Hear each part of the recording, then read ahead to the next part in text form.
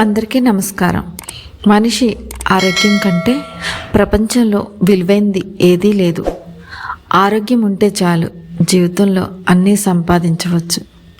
విషాన్ని ఎన్నిసార్లు వడగట్టినా అమృతం అవదు. మూర్ఖుడికి ఎంత చెప్పినా వాడు మహనీయుడు కాలేడు.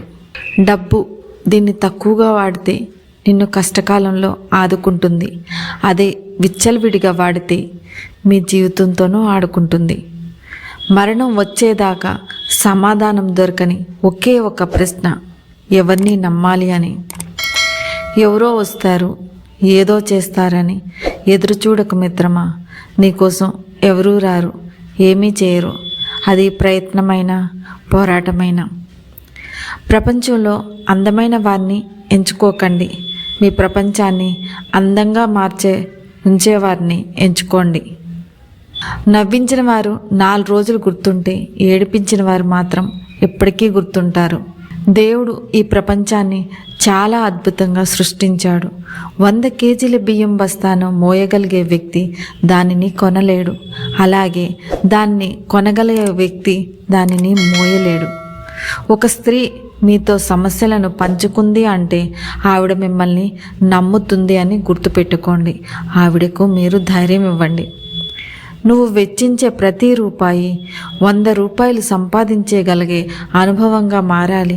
కానీ 1000 రూపాయలు పోగొట్టుకొని వ్యసనంగా మారకూడదు.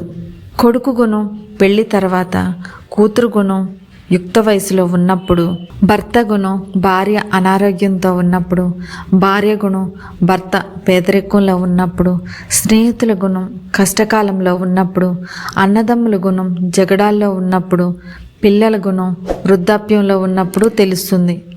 1,00,000 కంప్యూటర్స్ కలిసి ఒక బియ్యపు గింజను కూడా సృష్టించలేవు. కాబట్టి రైతును గౌరవించండి. జీవితంలో బాధలు కష్టాలే లేకపోతే పరాయి వారిలో మనవారెవరో, మనవారిలో పరాయి వారెవరో తెలుసుకోవడం కుదరదు. మనసు పెట్టి పని చేస్తేనే పనిలో విజయం చేకూరుతుంది. మనసు పెట్టి చదివితే మనిషికి చదువు వంట పడుతుంది. మనసు పెట్టి పూజ చేస్తే ఆ పూజకు సార్థకత వస్తుంది. మనసుతో చేసే పనులు ఎంత మంచివైనప్పుడు మనసుతో చూసే మంచితనానికి కాక కళ్ళతో చూసే ఆడంబరాలకు విలువ ఎందుకు ఇస్తారు? కాస్త ఆలోచించు ఒక మనిషి.